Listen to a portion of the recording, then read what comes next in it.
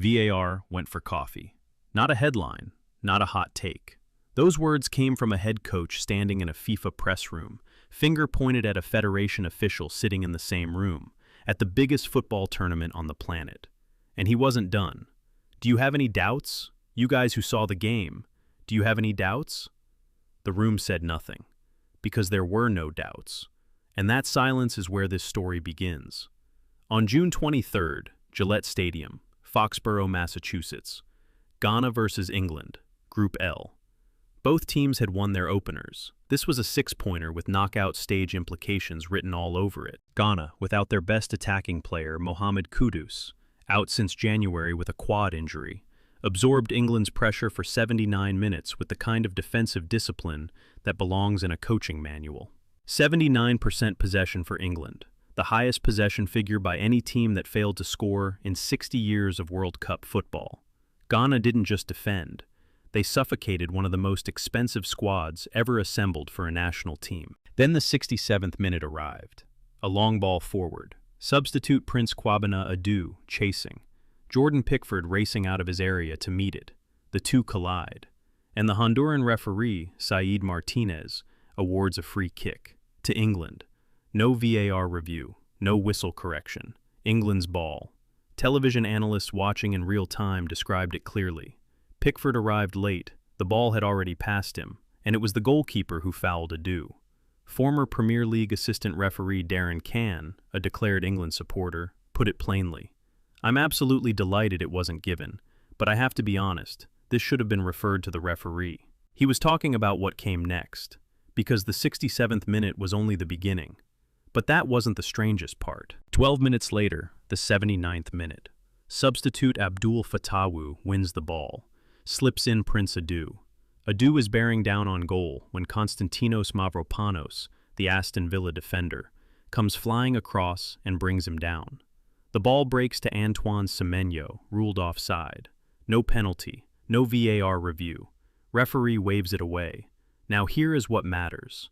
VAR does not operate on opinion. It operates on a defined threshold. Clear and obvious error. That threshold exists precisely so that human judgment, one referee, one angle, one fraction of a second, doesn't decide World Cup matches alone. Both incidents passed that threshold. The VAR team did not act. Former referee Mark Halsey called it a major officiating error.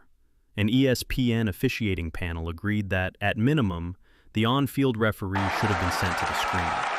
Cann confirmed Mavropanos made no contact with the ball, only with his opponent, meeting the legal definition of a foul inside the penalty area. Two separate incidents, two separate sets of analysts, one shared conclusion. VAR had the authority to intervene and chose not to. The question is not whether the calls were wrong. The real cause was still hidden. Nobody at FIFA had to explain why. So ask yourself this. What does a head coach do when his team has just been denied twice by a system that had the tools and the mandate to intervene and chose silence instead? Carlos Queiroz has stood on touchlines at 5 World Cups. He has managed Portugal, Iran, Egypt, Colombia, and South Africa. He has seen referees make mistakes. He has swallowed them, filed reports, moved on. On Tuesday evening in Foxborough, he did not move on. In the post-match press conference, Queiroz turned toward the FIFA official seated in the room and spoke directly to him. I'm not sure VAR is still working at this World Cup. Do we still have VAR? Because another penalty that they need to give Ghana, a clear penalty against England, it wasn't given. VAR went for coffee. He said it twice, to a FIFA official's face, in a FIFA building. He then asked the room whether anyone had any doubts about what they saw. Nobody answered. Not the journalists, not the official.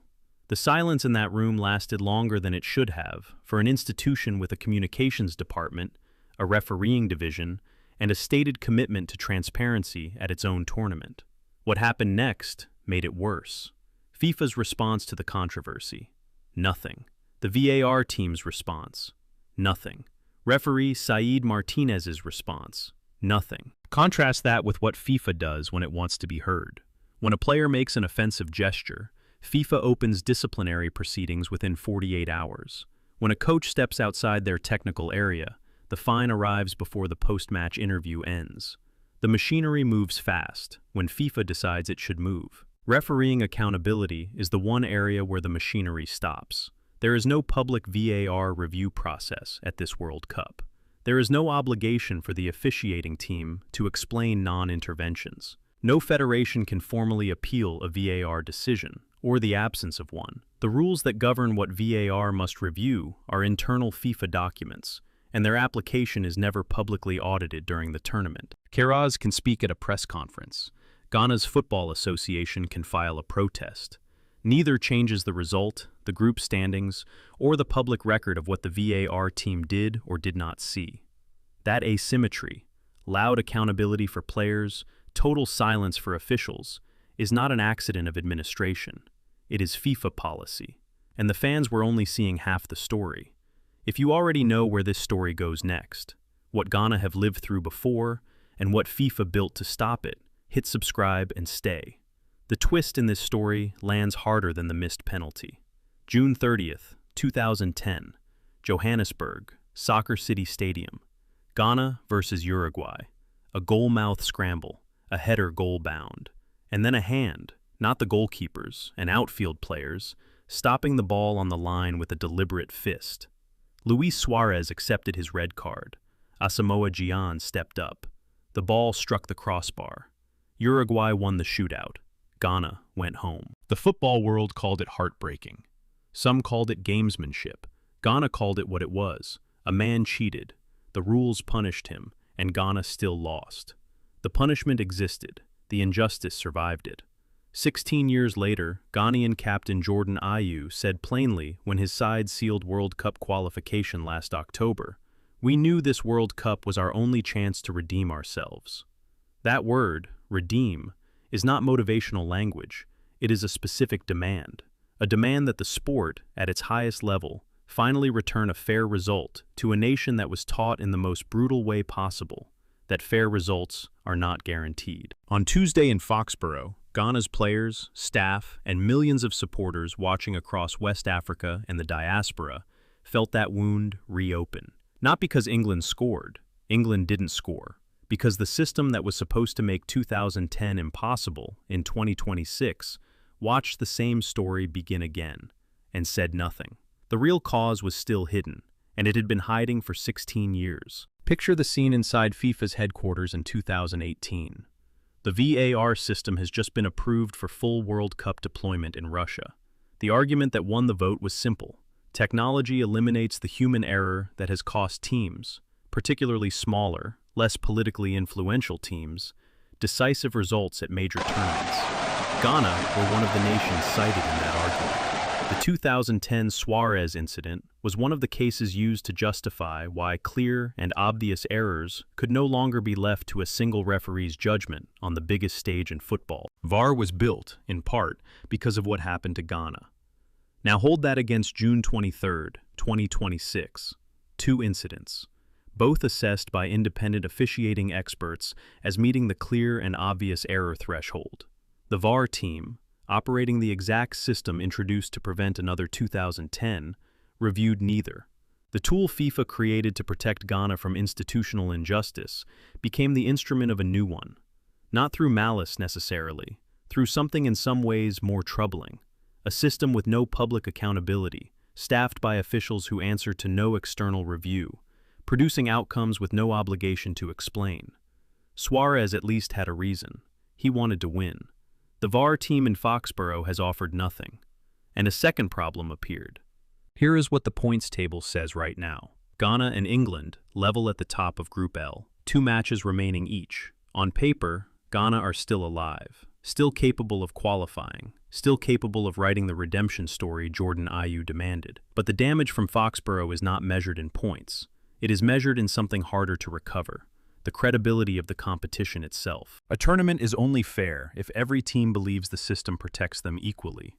When 2 officiating experts publicly confirm that VAR should have intervened and did not, the question stops being about one match. It becomes a question about the next match, and the one after that.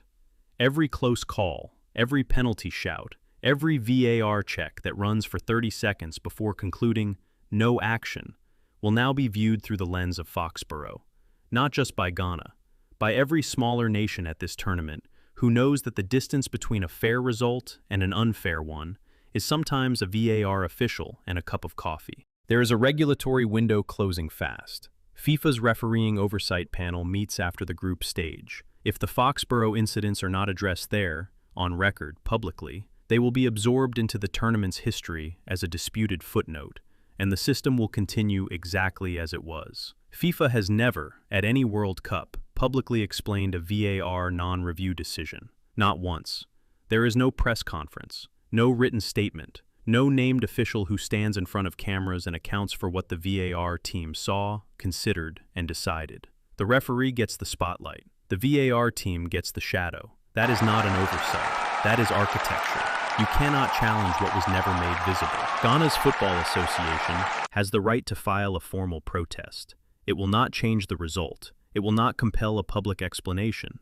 It will enter a system designed to absorb complaints without producing accountability. And it will emerge as a closed case with no published findings. Meanwhile, the VAR team that worked Tuesday's match will receive their assignments for the next round. Their names will not trend. Their decisions will not be reviewed on camera. The football world will move on to the next match and the next controversy, because there is always a next one. Carlos Queiroz stood in a FIFA room and asked whether anyone had doubts. Nobody answered.